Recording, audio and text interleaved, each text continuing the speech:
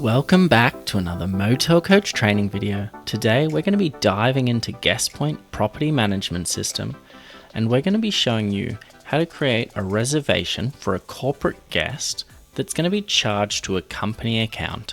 While I've got your attention, if you've been enjoying our GuestPoint Property Management System videos, please subscribe to our channel to keep up to date. If you're looking to take your skills to the next level, we also have more comprehensive courses on both GuestPoint and motel management on our website, motelcoach.com. So jump on, our links are in the description below. In this video, we're going to be creating an individual reservation and we're going to be charging it back to a company account. So to create the first account, we're going to right click and click New Reservation. We can also double left click or click New Reservation in the top right. Now that we're in the reservations section, we're going to put in the check-in, check-out dates. We're going to enter the number of nights and the number of rooms the guest needs. If the guest is not a finalized booking, they're still not sure if they're coming, or you don't have a payment method for them yet, you can mark it as tentative as well. For this booking, we've just got one adult, and we're going to put them in the King Suite, and room 5 is going to suit them.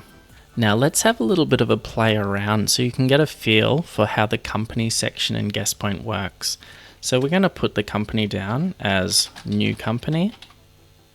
I normally like to let it wait just to make sure that that company hasn't booked in with us before.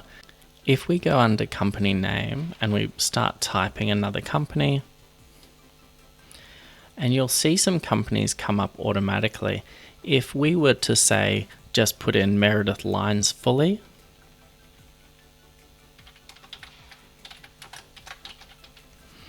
and then we click first name, if we save this reservation, we're going to be creating a second company under Meredith Lines, and any bookings that we create will go to that new company. So whenever we add a company or a person to a reservation, we always want to allow GuestPoint to see if there's an existing company or person under that name. If there is an existing person under that name, we want to then match up to make sure it's the same person. We can confirm their mobile or email address or maybe their home address. Verifying these guest details just keeps our guest information accurate. We don't want to add a guest to a reservation or a user profile that is not their profile. And the same goes for the company account. So we're going to go back again and we're going to put new company. And so when I put new company in here, and I'm going to put in a guest name, we're going to use our default Tim Smith. So I'm saving that to the previous Tim Smith. The new company here, when I save this reservation, it will actually create a new company. So the rate is $4.90. We're quite expensive for tonight. And we'd put in his details, his mobile, his postal address, his email's already in the account. We're confirming his ETA is for 8 p.m. We don't have any previous guest profile notes or special requests from Mr. Smith, so we don't need to allocate a specific room to him. On arrival and during his stay, we could talk with him and see what he likes. Does he like a room at the back or in a certain place within the motel? We could then add this into the guest profile notes. For this reservation, it's going to be a company reservation, and it's going to be room charges to the company, and then any meal and beverage will go to the guest. So we can put room only to company account. We've now checked in Mr. Smith. We've gone to his room account and we can see that he's got a room charge here for $4.90. Now, Mr. Smith is not paying for this. His company is going to pay.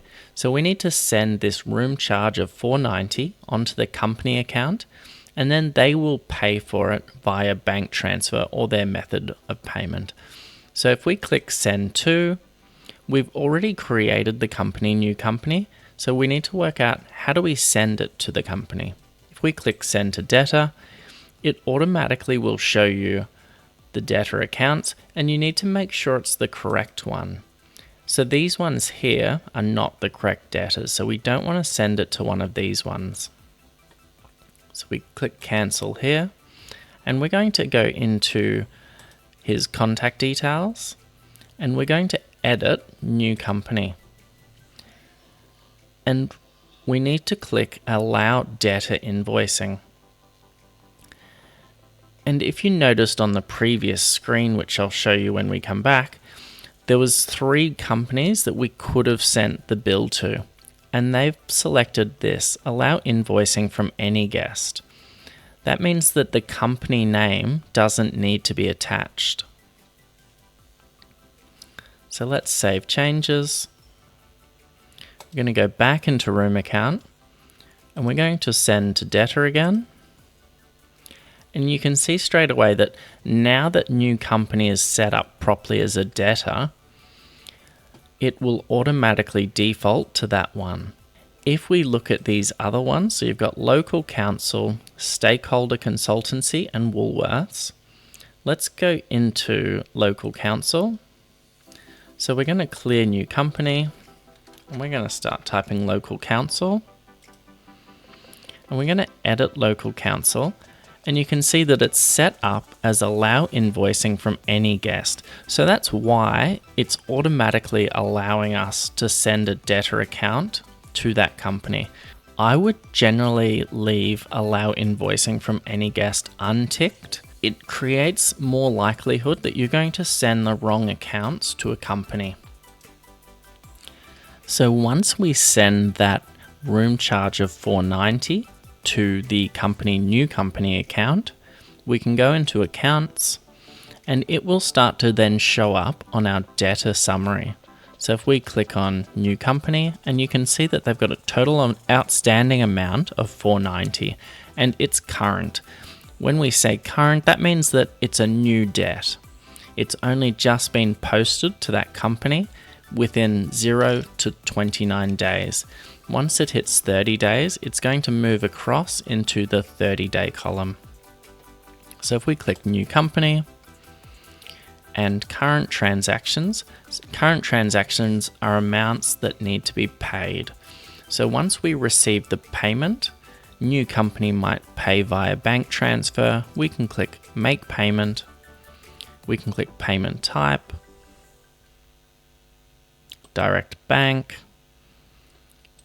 And once we select this one, it will automatically put in the subtotal, payable, and we click save payment, and that will then remove the payment from the new company account. It will no longer be outstanding. When you've got the description section, I would always try and put in a reference to the payment received. So if you receive any numbers within the transaction from new company, I would put that one in here, whatever it would be. So once we click save payment, you'll then notice that current transactions, there's none. If we click past transactions, it will now show up, and it's got the payment and the original invoice here. Thank you very much for watching our lesson today. If you found it helpful, please like and subscribe to our channel. If you have any questions or you're not sure about anything, please drop a comment below. And we've got links to our full comprehensive GuestPoint and motel management courses in the description below. Thank you very much.